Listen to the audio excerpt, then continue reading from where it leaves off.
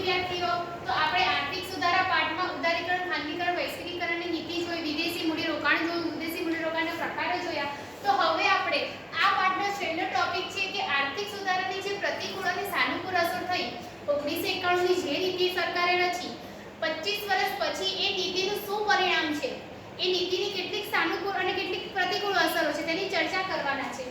તે ઉદારીકરણ, ખાનગીકરણ અને વૈશ્વિકીકરણની નીતિ જે સરકારે અમલમાં મૂકી તેની સાનુકૂળ અસર જોઈએ તો દેશના ગ્રાહકોને આંતરરાષ્ટ્રીય ગુણવત્તાની વસ્તુઓ સહેલાઈથી અને સસ્તા દરે મળતી થઈ. કેવી રીતે સહેલાઈથી? તમને વાત કરું તો તમે પહેલા જે પિઝા ખાતા હતા, ઇન્ડિયાનો પિઝા મૂકો કે યુએસનો, તો તમે કયો પસંદ કરો? અત્યારે હાલના સમયમાં યુએસ પિઝા છે એ જ. એટલે કે એ પહેલા બહુ મોંઘા હતા. હવે શું થયું છે? કોમ્પિટિશન થયું છે આપણા દેશમાં. જ્યાં જ્યાં જુઓ ત્યાં ડોમિનોઝના સેન્ટરો જોવા મળે છે. એટલે કે હરીફાઈ થઈ અને હરીફાઈને કારણે ભાવમાં શું થયો? ઘટાડો થયો. એટલે કે હવે આંતરરાષ્ટ્રીય ગુણવત્તાવાળી વસ્તુ સહેલાઈથી અને સસ્તા દરે આપણને મળતી થઈ છે. દેશના હુંડિયામણ દરમાં વધારો થયો છે. શું થયો છે? વધારો. કારણ કે વિદેશી કંપનીઓ જેમ આવે તેમ આપણા દેશમાં શું કરે છે? રોકાણ કરે છે. મોટી મોટી કંપનીઓ સ્થાપે છે. આથી વિદેશી નાણું આપણા દેશમાં આવે છે. એટલે કે વિદેશી હુંડિયામણના દરમાં વધારો જોવા મળે છે. દેશની નિકાસોમાં વધારો થયો છે. જેમ આયાતોમાં ઘટાડો થયો છે, પણ નિકાસો છે જે દેશની, એ નિકાસોમાં શું જોવા મળે છે? વધારો જોવા મળે છે. તે હુંડિયામણના સરખા ભાવ થયા છે. શું થયા છે? હુંડિયામણ સરખા ભાવ થયા છે. રોજ બરોજ ભાવ નક્કી થાય છે. પહેલા શું હતું કે વસ્તુના ભાવ જે સ્થિર હોય એ જ રાખતા, પણ હવે બજારોમાં તમે જુઓ તો રોજ રોજ ભાવમાં શું થાય છે? વધઘટ જોવા મળે છે. એટલે કે ભાવમાં રોજ બરોજ ફેરફાર જોવા મળે છે. એ સારી વાત છે. રોકાણો વધ્યા, ખાનગી ક્ષેત્રનો વિકાસ થયો. રોકાણો વધ્યા અને ખાનગી ક્ષેત્ર તમે જુઓ તો શું થયું હતું? પહેલા આપણે બસ સેવાની વાત કરી હતી કે સરકાર જ બસ ચલાવતી હતી. હવે અલગ અલગ કંપનીઓ તમે જુઓ તો ખાનગીકરણ થયું છે. એટલે કે ખાનગી સેવાઓનો શું થયો છે? વધારો જોવા મળ્યો છે. ઉત્પાદનમાં વધારો થવાથી રોજગારી વધી, બેકારી ઘટી. ખાનગી ક્ષેત્રએ પણ જાહેર ક્ષેત્રમાં આવ્યું તો શું થયું? જે બસો ચલાવતા હોય ખાનગી ડ્રાઈવરોને શું મળે? પૈસા મળે. નકર શું થતું? મોટા ભાગની વસ્તી 78% વસ્તી ખેતી ક્ષેત્રમાં જ રોકાઈ હતી. તેની જગ્યાએ ઘણી વસ્તી હવે ઉદ્યોગો તરફ આગળ વધી છે. એટલે કે રોજગારી વધી, બેકારી ઘટી. રોજગારી વધે એટલે બેકારી ઘટવાની છે. ભ્રષ્ટાચાર, અમલદારશાહી વધેમાં શું થયું? નિર્ણયો વધ્યા. ભ્રષ્ટાચાર ઘટાડો. એમ કહેવામાં આવે છે કે ભ્રષ્ટાચારમાં પહેલા કરતા અત્યારે ઘટાડો જોવા મળે છે. અમલદારશાહી પ્રથા, કોઈ પણ એક વસ્તુ કે એમાં એક જ કંપનીની અમલદાર હતી, એ બધી ઘટી ગઈ છે. વિલંબિત નિર્ણયો, અમુક નિર્ણયો જે સરકાર હવે જલ્દી તરત લેવા લાગી છે. અમુક નિર્ણયો લેતા પહેલાના સમયમાં બહુ વાર થતી. ઘણા નિર્ણયો એ પહેલાના સમયમાં ઓછી વાર લેવાતા. તમે અત્યારે જુઓ તો આપણો જે રામ મંદિરનો કાયદો છે અયોધ્યાનો, એ આ વખતે પૂરો થયો. એટલે કે વિલંબિત નિર્ણયો શું થયા છે? ત્વરિત લેવામાં આવે છે. અન્ય દેશો સાથેના સામાજિક સાંસ્કૃતિક સંબંધો કેવા થયા? મજબૂત થયા. કારણ કે વિદેશી વેપાર શક્ય બન્યો, આયાત નિકાસ શક્ય બન્યું.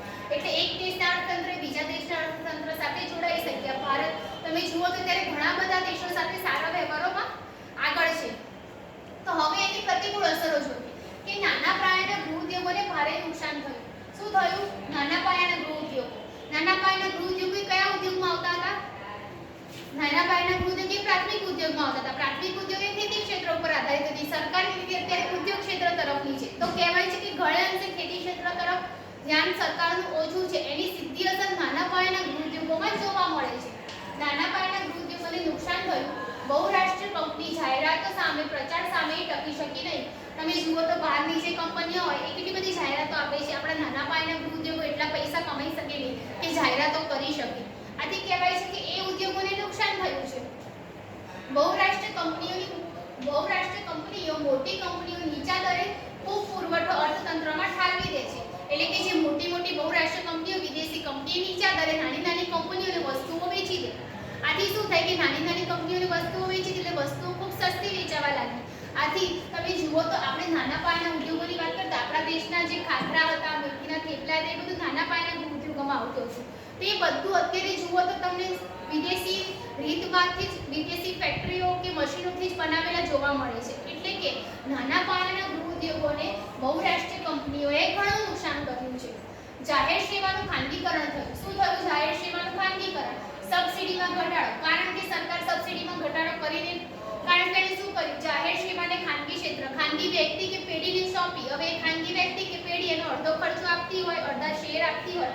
આથી સરકારને સબસિડી વધારે પડતી આપે નહીં. એટલે કે સબસિડીમાં શું થયો? ઘટાડો થયો. પરિણામે જાહેર સેવાને બની. શું બની? તમે જોયું હોય તો આપણે અમદાવાદના કાંકરિયા તળાવની વાત કરીએ તો પહેલા તમે એમાં ફ્રીમાં જતા હતા, જ્યારે એનું રીડેવલપમેન્ટ થયું ત્યારે અત્યારે ટિકિટ આપીને જવું પડે છે. એવી ઘણી બધી જગ્યાઓ છે કે જ્યાં શું થયું છે, મોંઘી બની છે. દેશનો વિકાસ થશે સાથે સાથે મોંઘવારીમાં પણ અત્યારે આપણને વધારો જોવા મળે છે ને. જીવન જરૂરી ચીજ વસ્તુઓ અને જીવન જરૂરી ચીજ વસ્તુ સિવાય મોજશોખની જરૂરિયાતો વધી છે. કેવી જરૂરિયાતો વધી છે? મોજશોખની જરૂરિયાતો. આપણે અત્યારની વાત કરીએ હાલના સમયમાં, તો પહેલા શું હતું કે અઠવાડિયાના દરેક દિવસ કામ કરવાનું. અત્યારે શું છે કે રવિવારના દિવસે રજા રાખવાની. એટલે કે જીવન જરૂરી જે વસ્તુઓ છે, તમે જુઓ તો આપણે ખરીદી કરતા હોઈએ તો પણ નકામી વસ્તુઓ વધારે પડતી આપણને બજારમાં જોવા મળે છે. એટલે કે જીવન જરૂરી ચીજ વસ્તુ સિવાય મોજ શોખ, હરવું ફરવું રહેવું એ બધામાં શું થયું છે? વધારે જોવા મળે છે. સામાજિક અને સાંસ્કૃતિક વારસાને વ્યાપક અંશે નુકસાન થયું છે. સાંસ્કૃતિક વારસાની વાત કરીએ તો આપણા ઇન્ડિયાનો શું કલ્ચર છે? ડ્રેસ પહેરવો, સાડી પહેરવી. જ્યારે અત્યારે તમે જુઓ તો જીન્સ પહેરવામાં વધારો થયો છે. ટ્રેડિશનલ કપડાની જગ્યાએ વેસ્ટર્ન આઉટફિટમાં આપણને વધારો જોવા મળે છે. એટલે કે સામાજિક સાંસ્કૃતિક વારસાને શું થયું છે? નુકસાન થયું છે.